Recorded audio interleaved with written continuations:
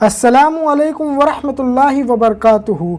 दोस्तों, आज आप सभी के लिए इमाम साहब और साथ ही साथ एक जिन्नात की शादी का बहुत ही अजीब व गरीब वाक़या लेकर आया हूँ कि जिसको सुनने के बाद आपके रोंगटे खड़े हो जाएंगे। दोस्तों, जहाँ आज साइंस ने बेशुमार तरक्कियाँ कर ली है, लेकिन ऐसे वक्त में भी साइंस इस चीज़ का पता नहीं लगा पाई है कि फ़रिश्ते नाम की भी कोई मखलूक होती है या फिर जिन्नात नाम की भी कोई मखलूक होती है। लेकिन अल्हम्दुलिल्लाह हम मुसलमान हैं और अल्लाह ताला का कलाम हमारे प्यारे प्यारे आका हज़रत मोहम्मद मुस्तफ़ा सल्लल्लाहु ताला अलैहि वसल्लम पर नाज़िल हो चुका है, जिस कुरान पाक में खुले तौर पर खुले लफ्ज़ों में ये बात आ चुकी है कि अल्लाह ताला के इस सरज़मी पर बेशुमार मखलूक है जिनमें फ़रिश्ते और जिन्नात भी आते हैं। और दोस्तों, अल्लाह ताला के इन तमाम मखलूकों में दो ऐसे मखलूक हैं जिनका हिसाब व किताब होना है।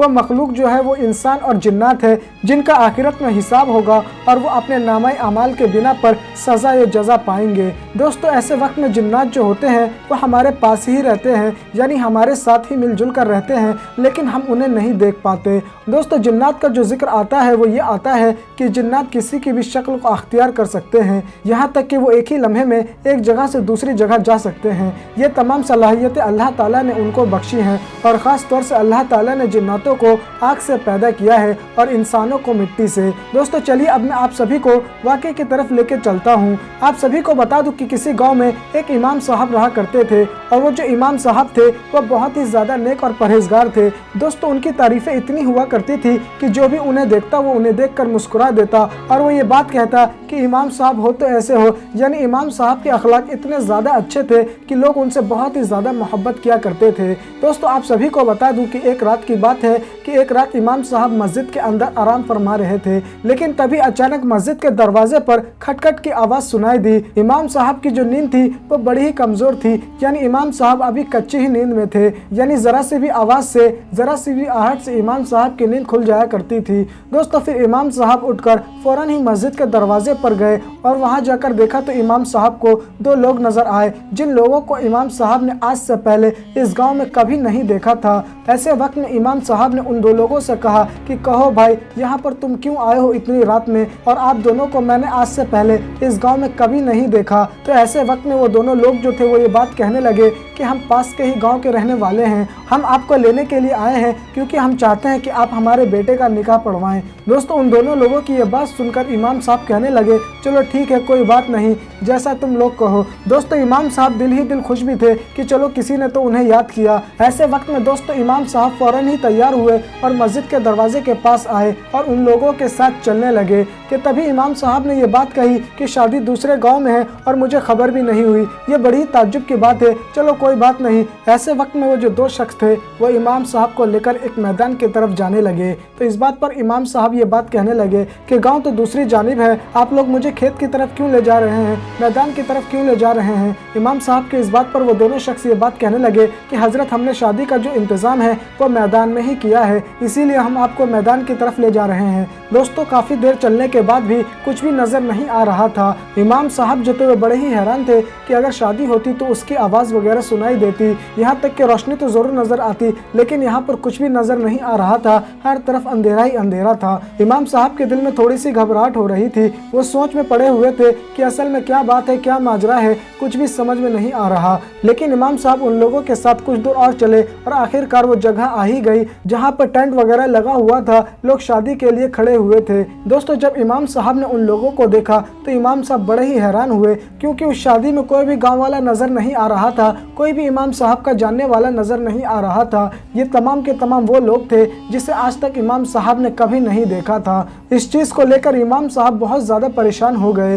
दोस्तों, वो लोग इमाम साहब से बारी बारी करके मुसाफा करने लगे, हाथ वगैरह चूमने लगे। लेकिन दोस्तों, इमाम साहब इस चीज़ को लेकर भी परेशान थे कि आज से पहले अगर कोई इमाम साहब से मुसाफा करता था तो उसका हाथ ठंडा हुआ करता था, लेकिन आज जब इमाम साहब इन लोगों से मुसाफा कर रहे हैं तो इन तमाम लोगों के हाथ बहुत ही ज़्यादा गर्म हैं। इस चीज़ को लेकर इमाम साहब थोड़ी देर सोच में पड़ गए, लेकिन तभी इमाम साहब ने सोचा कि अभी गर्मी का मौसम हो रहा है, हो सकता है इसी की वजह से तमाम लोगों के हाथ बहुत ज़्यादा गर्म है। दोस्तों फिर कुछ देर के बाद इमाम साहब के पास लड़के का बाप आया और वो ये बात कहने लगा कि मेरे ही बेटे की शादी है और मैं चाहता हूँ कि आप उसका निकाह पढ़वाएं। दोस्तों दुल्हन भी तैयार थी और साथ ही साथ दूल्हा भी तैयार था। फिर दोस्तों फौरन ही इमाम साहब ने उन दोनों का निकाह पढ़वाया। निकाह पढ़ाने के बाद तमाम लोग जो थे वो बहुत ज़्यादा खुश हुए और इमाम साहब को नजराना वगैरह भी दिया और साथ ही साथ इमाम साहब को मिठाइयाँ वगैरह भी दी। और दोस्तों इमाम साहब ने शादी में खाना वगैरह भी खाया और खाना खाने के बाद इमाम साहब ये कहने लगे कि खाना बहुत ही ज़्यादा लजीज था,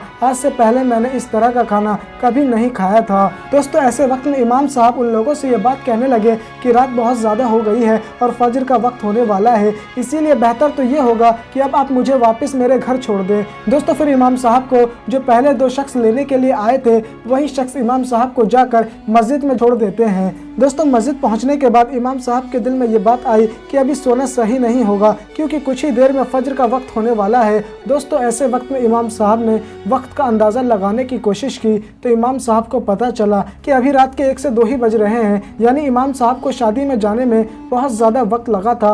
और ऐसे वक्त में इमाम साहब शादी में जाकर बहुत ज़्यादा रुके भी थे, यानी 1-2 घंटा इमाम साहब शादी में रुके भी थे, वापस भी कई घंटों के बाद आए थे, लेकिन अभी तक सिर्फ आधे से पौन घंटा ही हुआ था। इस चीज़ को लेकर इमाम साहब परेशान थे। फिर इमाम साहब ने इस चीज़ को इग्नोर किया और सुबह फजर होने का इंतज़ार करने लगे। और फिर फजर के वक्त में इमाम साहब ने अजान दिया और फिर नमाज वगैरह भी पढ़वाया। दोस्तों फिर इमाम साहब सुबह अपने गाँव वालों के पास गए और जाकर ये बात कहने लगे कि कल रात फलां जगह पर शादी हुई थी, हमारे गाँव का वहाँ एक भी शख्स मौजूद नहीं था और यहाँ तक कि आस पड़ोस के किसी भी गाँव का शख्स नजर नहीं आ रहा था, न जाने वो कौन लोग थे। तो गाँव वाले कहने लगे कि हमें नहीं पता, हम तो जानते भी नहीं है कि यहाँ पर कल शादी थी। दोस्तों गाँव वाले की ये बात सुनने के बाद इमाम साहब को थोड़ा शक हुआ कि कहीं ये मेरा वहम तो नहीं। ऐसे वक्त में इमाम साहब दौड़ते हुए मस्जिद में गए और जो भी कल रात इमाम साहब को शादी में तबरुकात मिले थे और मिठाइयाँ वगैरह जितनी भी मिली थी सबको इमाम साहब ने जाकर देखा तो इमाम साहब को यकीन हो गया कि ये मेरा वहम नहीं था, मैंने कोई सपना नहीं देखा, हकीकत में मैंने कल एक निकाह पढ़वाया था।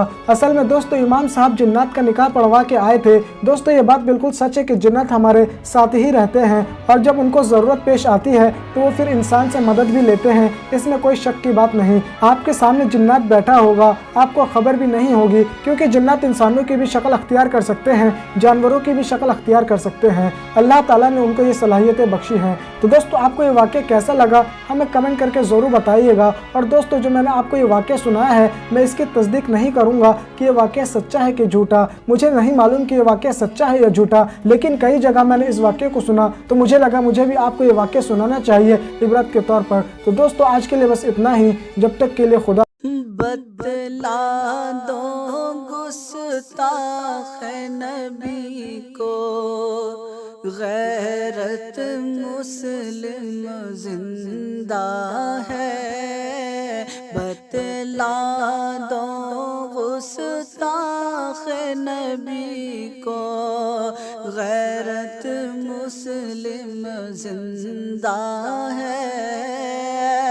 बतला दो गुस्ताख नबी को, गैरत मुस्लिम जिंदा है। और दीन पे मर मिटने का जज्बा, दीन पे मर मिटने का जज्बा कल भी था और आज भी है।